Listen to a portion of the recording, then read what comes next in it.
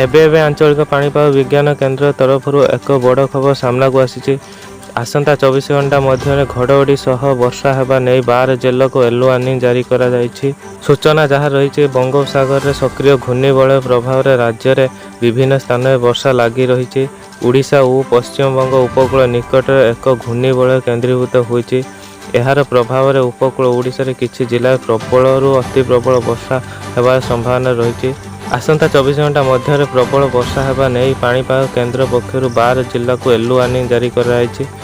सही जिला गुड़िक है बालेश्वर, भद्रक, जाजपुर, केन्द्रापड़ा, कटक, जगतसिंहपुर, झारसुगुड़ा, संबलपुर, सुंदरगढ़, मयूरभंज, केउंझर और देवगढ़ जिला येलो वार्निंग जारी कराई। आसंता काली उत्तर ओडिशा रे प्रबल वर्षा संभावना रही बेले उपकूल और आभ्यंतरीण ओडिशा रे सामान्य मध्यम धरण वर्षा हेबा नहीं आंचलिक पाणीपाग केन्द्र तरफ सूचना दि जायछि।